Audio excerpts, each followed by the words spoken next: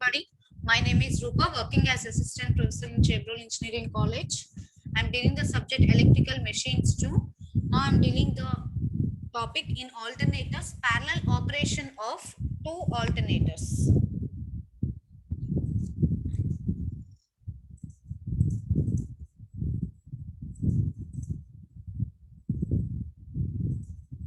So before going to the parallel operation of two alternators, now we will cover one topic. Effect of load on synchronization power. So here in this case, we actually write PSY power in the synchronization power is called as alpha E square by XS. It is the approximate value of synchronizing power. So if it is the approximate value, we can write alpha PSY is directly proportional to and it is equal to alpha EV by XS. Okay, so in place of E, we have to write EV. E square EV. Okay, so where here V is the bus bar voltage and E is the alternator induced EMF per phase, and the value of E is equal to this one. E is equal to V plus this one. E is equal to V plus IZS.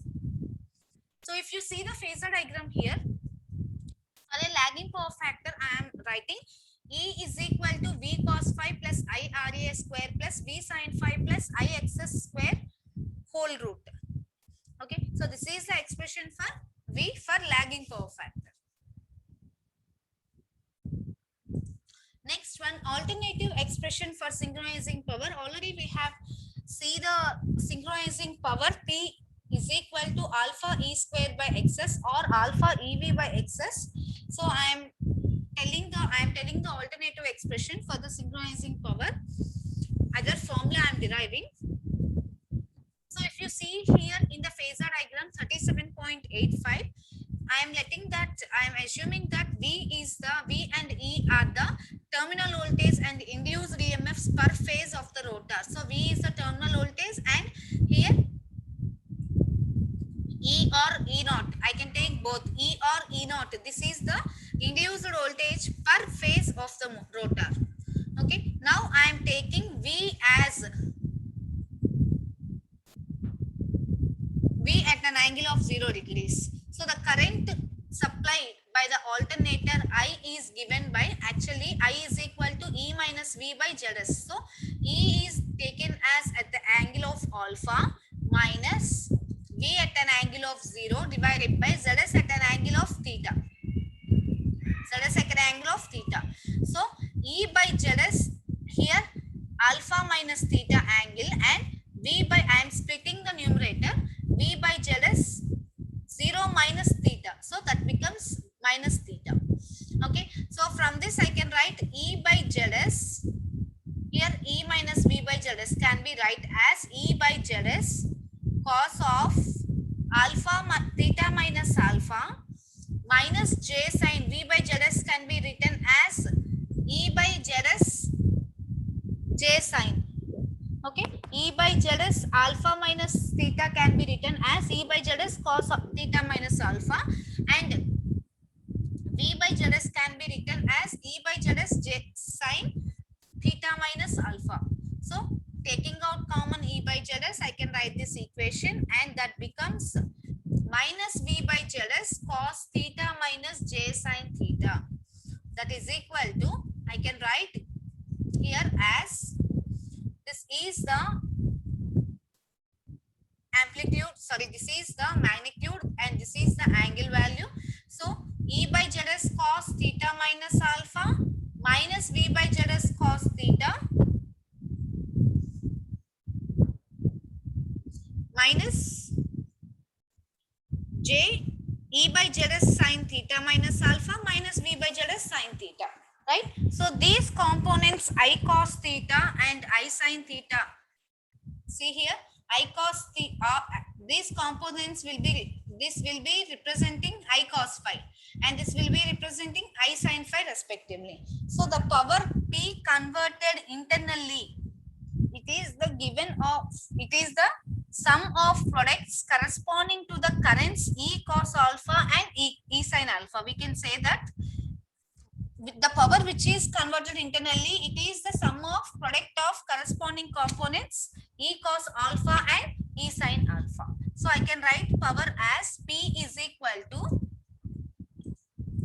E cos alpha, E sin alpha into the common expression E by ZS cos theta minus alpha minus V by ZS cos theta. And here sin theta in terms of sin theta, E by ZS sin theta minus alpha minus V by ZS sin theta. From that I can write, I can take out common E. From P here I can write this formula E into E by ZS cos theta minus E into V by ZS cos alpha plus theta if you simplify the formula. Okay, so this can be written as cos theta and this can be written as cos alpha plus theta. Arranging by rearranging, if you rearrange those. Okay, so E by ZS cos theta minus V cos theta plus alpha. Final value is E into E by ZS cos theta minus E into V by ZS cos theta plus alpha gives E by ZS. E into cos theta, E into cos theta minus V into cos theta plus alpha, just taking ZS common. Okay, so writing E by ZS common, here E common, by ZS common. So we are remaining with E cos alpha and numerator one, E cos theta plus alpha. So this is the power we are getting per factor. Now I am assuming angle will be changed to alpha plus delta. Okay, so alpha plus or minus delta I am keeping, because as we know that V is constant, so due to the putting of delta plus or minus delta, an additional will be EMF will be there in the vector. So here I can write by the additional vector ISY is equal to 2E sin alpha by 2.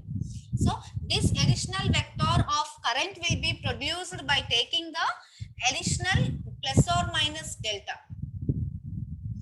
Okay, so this synchronizing current is ESY by ZS, nothing but it is given from power and impedance and voltage. So as usual you know that Z is equal to E by I. From that I is equal to E by Z. So synchronous current is equal to synchronous voltage by impedance, synchronous impedance. So now the internal power will be becoming, here actually we are having the formula E by ZS, E cos theta plus minus V into cos theta plus alpha. So in the place of alpha I am putting alpha plus or minus delta. So this is new equation P dash. So what is the difference between P dash and P? It will synchronizing power. It is synchronizing current and it is normal power. So difference will be synchronizing power. So PSY is equal to P dash minus P. That is equal to E into V by ZS. This is P and this is P dash. So taking out also common V, you will get V by ZS cos theta plus alpha minus cos theta plus alpha plus or minus delta. So from this we can see that I have to explain I have to expand the formula cos alpha minus cos beta. You will get like this: sin alpha sin theta plus alpha plus or minus 2 cos alpha plus theta sin square delta by 2. So if considering if delta is very small, then this term may be 0, equal to 0. This term, total term, product. So that's why this term will be 0. So only first term will be present. So from this, as it is very small, delta by sin square delta by 2, I am neglecting it and making it to 0. Only we are lefting over with the first term of the PSY. So PSY is equal to EV by ZS sin theta plus alpha into sin delta. And further simplification equations we can do is, in large alternators we know that RA is negligible than XS. So RA can be negligible. So if RA is 0, then tan theta, we know the formula XS by RA. So if RA is 0, denominator is 0, then tan theta is equal to infinity. That means when the tan theta will be equal to infinity, when theta is equal to 90 degrees. Okay, so now I am assuming that sin theta plus alpha, in place of sin theta plus alpha, I am substituting the value of theta as 90 degrees. So you will get sin 90 plus alpha, you will get cos alpha. Okay, so I am forming a new equation. PSY is equal to EV by ZS cos alpha sin delta. So because sin theta plus alpha is taken as cos alpha and remaining sin delta I am keeping as is. So here I can write ZS as XS because R is equal to neglected, R is neglected, so the impedance leftover term is only XS. So here ZS is equal to XS. So we can use any of the formula depending upon the given data. EV by ZS XS is equal to cos alpha sin delta. So all are per phase units only. And next one, considering the case of synchronizing and unloading the machine to constant voltage bars. Okay, so after loading I am unloading. So at proper operation we can say that alpha is equal to 0. So E will be coinciding with V only. No separate vector, E will be there. So in that case alpha sin alpha plus theta, alpha is 0, right?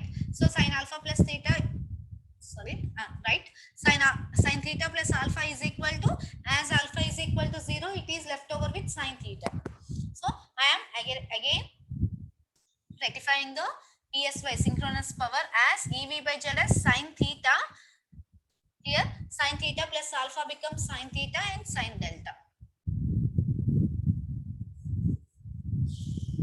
Okay, so as usual I am saying that the value of sin square delta by 2 is very small and equal to 0. Here I am considering delta is also very small and sin delta is equal to, just I am keeping as delta, no matter whether it is multiplied with sin or normal delta. Okay, so the value will be usually nearly equal one. So I am taking sin delta is equal to delta. So I am rearranging PSY, just simplifying the equations. EV by ZS theta, in place of sin delta I am taking only delta into sin theta, that is equal to EV by ZS, sorry, XS delta sin theta. Okay, so as usual you can assume that sin theta is equal to 1. So if sin theta is also 1, then what will be the value? EV by ZS into only simply delta. Okay, so here E is equal to V and the expressions will be becoming V square, PSY is equal to V square by ZS delta. So I can write delta V square by XS also. Okay, here if E is equal to E, then E square by ZS into delta, delta E square by XS, or simply E by XS is short circuit current. I can replace it with short circuit current. V into E by XS is ISC into delta. So this is the alternate formula for the synchronizing power. Next, we will go into the topic parallel operation of two alternators. So here I am taking two alternators. These are assumed to be with identical speed and load characteristics also. No load characteristics and load characteristics also seem to be equal, identical. And these are connected in parallel. So I am showing you in the figure. See, these are connected in the parallel. These two alternators. These are the two alternators which are connected in parallel. And the common voltage in parallel voltage will be same, right? So the common voltage, terminal voltage V is given by, here V is equal to E1 minus E1, total voltage E1 minus I1 Z1, that is equal to same voltage exists in this second branch also, E2 minus I2 Z2. Z2 means here R plus X. Okay, Z1 means R1 plus X1. Okay, So here if you equal both the equations, E1 minus E2 is equal to I1 Z1 minus I2 Z2 you will get. So here also I is and current KCL if you apply, I is equal to I1 plus I2 and V is equal to total I into Z, right? So total I into Z is equal to E1 minus I1 Z1, that is equal to E2 minus I2 Z2. Okay, so from these assumptions I can say that E1 is equal to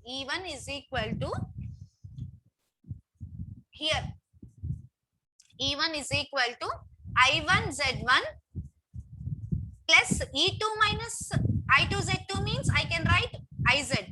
Okay, so I1 Z1 plus IZ. So if I take out common I1, you will get I can be written as I1 plus I2 here. This I can be again written as I1 plus I2 into Z. Okay, so from that if I take out common I1, you will get Z1 plus Z1. Okay, so here I am writing I1 in place of in place of I am writing I1 plus I2. In place of I am writing I1 plus I2. So I1 again you are getting I1 Z plus I2 Z, right? Plus this same term I1 Z1. So from these two this is I2. From these two I am taking out I1 as common. You will get I1 plus I1 common Z plus Z1, right? Z plus Z1. This is the term. I1 common Z1 plus Z. Remaining I2 into Z. This one. Okay. So from that I can write E2 is equal to I2 same as it is E1 I wrote. So same as it is I can write E2 also. E2 is equal to I2 Z2 plus IZ. So here I am taking out I2, then you will get Z2 plus Z plus I1 Z. So from this I1 and I2 are derived. So if you know the I1 and I2, you can add both for I. Just adding those terms. So from this I1 is equal to, and from this I2 is equal to, just I2 is equal to. Okay, so if you add both these, both, you will get I.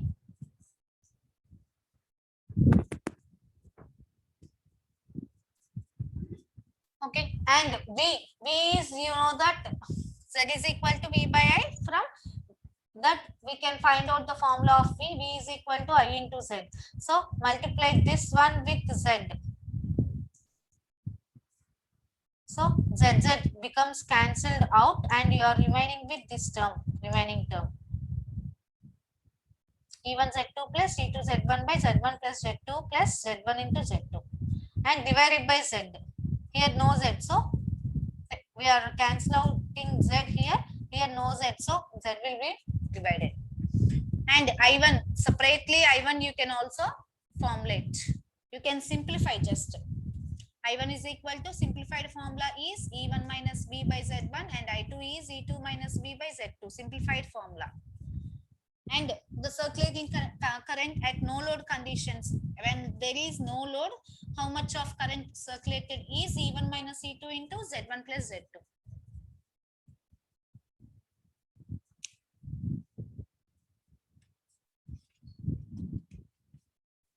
Okay, so now under admittances we will follow the steps.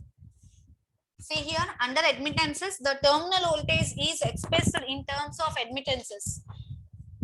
Okay, in terms of Y I am writing the formulas, so just reversing the formulas and writing. Okay, so the terminal voltage is expressed in terms of admittances as actually V is equal to IZ. I is I1 plus I2 into Z. Okay, and I1 plus I2 I can write V by Z. So 1 by z is y, nothing but. So y into v. Okay, this is first equation. And second one, I1, you know that E1 minus V by Z1. Okay, so 1 by Z1, right? 1 by Z1 means Y1. So multiply E1 minus V into Y1. Again, I2. I2 is equal to E2 minus V by Z2.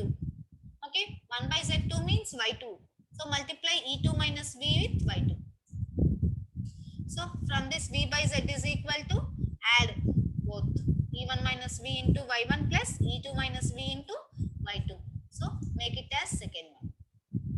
Next, from equation 1 and 2, I can write Y into V.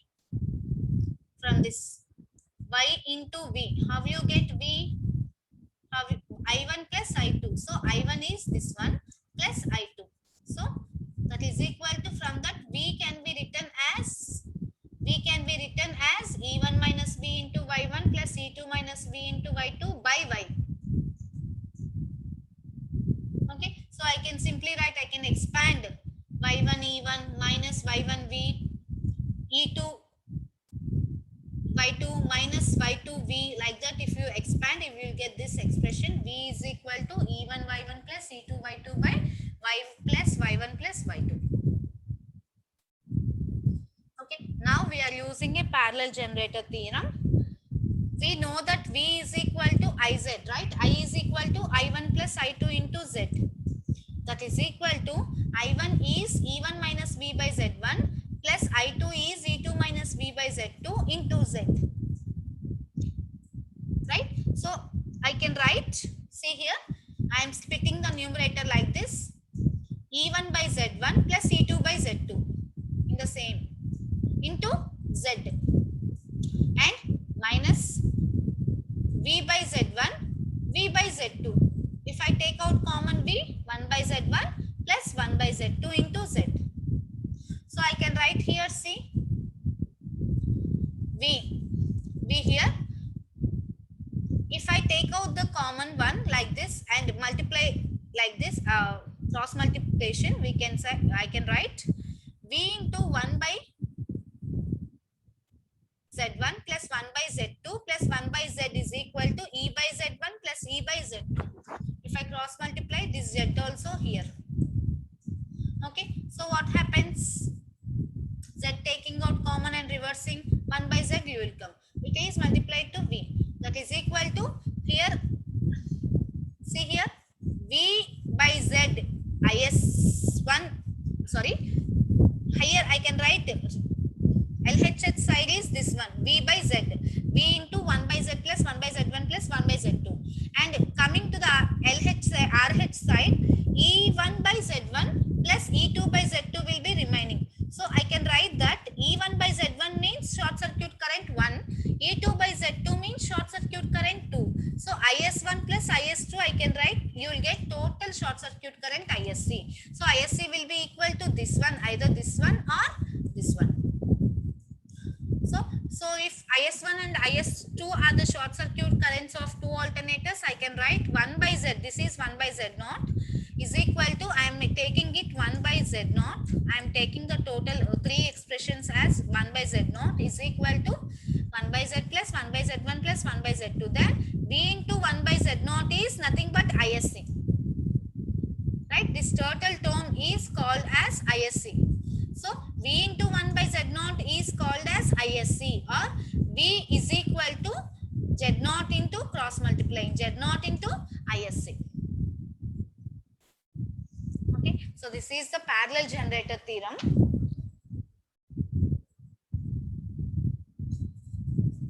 Next one.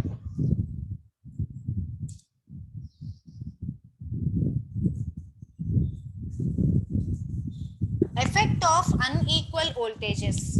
So this will be dealing up with the distribution of load. Mainly the voltages will be distributed, how they are distributed, and how the distributed voltage will be giving out various voltages. You will see now. So now let us consider two alternators. So these two alternators are running exactly in phase. Okay, two alternators are in phase, and slightly unequal voltages are there in the two alternators. So as I showed you here, E1 and E2 are two voltages which are having which are in phase with each other, but the magnitudes will be varying for E2 and E1. Okay, so E1 is greater than E2. I am assuming. What I am assuming, E1 is what I am assuming E1 is greater than E2.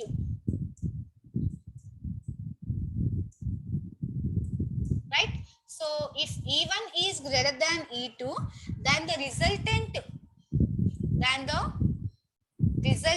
ER, then the resultant ER will be, what will be there? E1 is greater than E2. So the difference is E1 minus E2 will be the total resultant. Okay, ER is equal to E1 minus E2, and it is in phase with V1. So here ER, or this is called as synchronizing voltage. It is setting up a local synchronizing current ISY. Okay, so this ISY is almost 90 degrees behind the ESY. So if it is 90 degrees behind the ER, or it is equal to E1 also phase. Okay, so it is ISY is 90 degrees behind ER or E1. Okay, so this is, as it is 90 degrees behind, this is called as lagging current. Right, this is called as lagging current. So this lagging current will be producing demagnetizing effect. So this will be producing demagnetizing effect on the first machine. Okay, so as it is producing the demagnetizing effect, what happens on the first machine? The E1 will be reduced. The magnitude of E1 will be reduced. And the second motor, other machine as usual, will be running as a synchronous motor.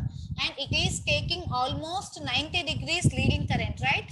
If ISY is lagging to ER or E1 means it is leading to E2, right? So as it is leading to 90, it is almost taking 90 degrees leading current, right? So what happens? The field is strengthened in the motor. Okay, so here the field is strengthened due to the, what happens due to the magnetizing effect of armature reaction, the field is strengthened. So as the field is strengthened, it increases the value of E2. The value of E2 will be increased. So these two effects acts together, right? The weakening of the lagging of current and the strengthening of flux in the E2, these two will be effects will be acting together. So what happens if they act together? There will be arising inequality of voltages. Okay, and between the two voltages inequalities will be occurring, and these will be tending to stable conditions. So this is called as distribution of load. Now I will explain you the amount of load taken up by the alternator when it is running and when it is parallel in other machine. It is derived by, it is only determined by the driving torque only. I will prove. Okay, so suppose you are taking two alternators and these are running on the, so if you take two alternators and if you load the alternators, two alternators, these alternators are connected in parallel with each other, and the load taking is determined by the driving torque. That is the power input to the prime mover. How much power I am giving to the prime mover? If you are by giving it more or less steam, in case of steam drive, this depends upon the driving torque. Okay, so if you change any excitations here, it changes its kVA output, but kW output power is not changed, only kVA is changed.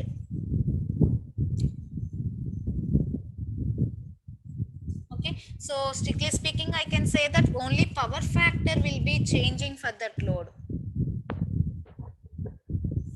Now we will see what are the different effects with this. Effect of excitation, effect of change in supply. If you do that, what will happen, you will see. First one, effect of change in excitation.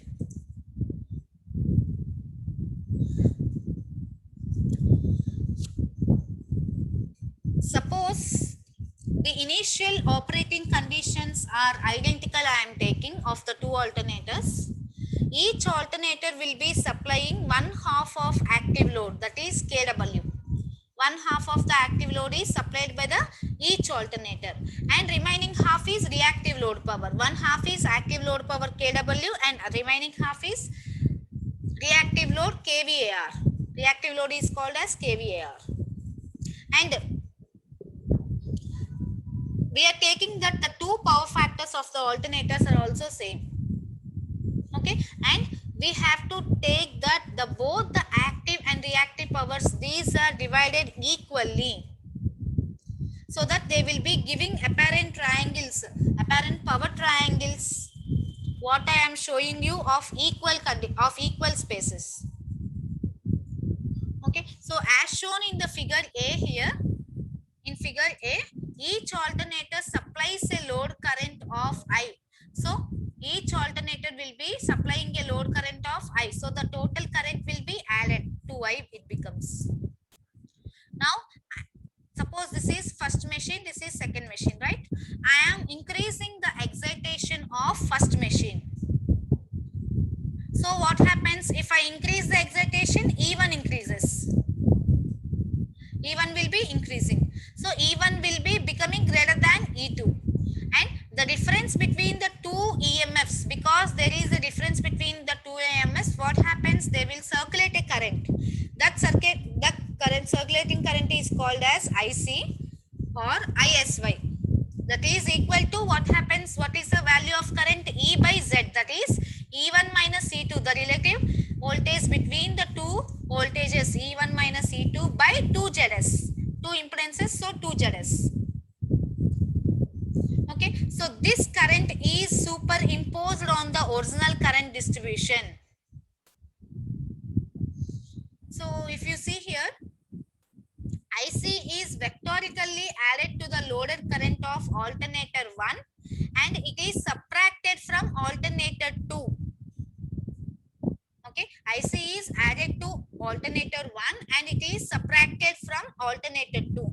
So these two machines will be delivering load currents of I1 and I2 at a power factor of cos phi1 and cos phi2. Okay, so each is delivering I1 with cos phi1 power factor and I2 with cos phi2 power factor. So these changes in the load currents, they lead to changes in the power factors.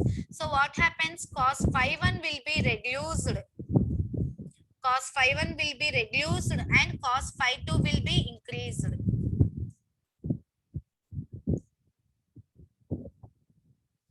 Okay, but if you take the kW, it is negligible on any two alternators, but kVAR1 which is supplied by the first machine will be increasing than the kVAR2 supplied by the second machine. So here we can see the kVAR triangles. This is kVA1 and this is kVA2. Sorry, here kVA1, kVA2. So this is more volume than kVA2. So what happens? See here, when I increase the excitation of 1, E1 increases. So as E1 increases, what happens? Synchronizing, because of the difference between E1 and E2, synchronizing current will be developed. That is equal to E1 minus E2 by 2 ZS. So this synchronizing current, nothing but short circuit current. It is having the effect on the I1 and I2, delivering currents I1 and I2. So I1 and I2 increasing and I2 decreasing, what happens? Power factor cos phi 1 decreases and power factor cos phi 2 increases. So because of this, there will be effect on kVAR, because it depends upon the kVAR. Power factor will be kVAR will be depending upon the power factor. So kVA1 increases than kVA2.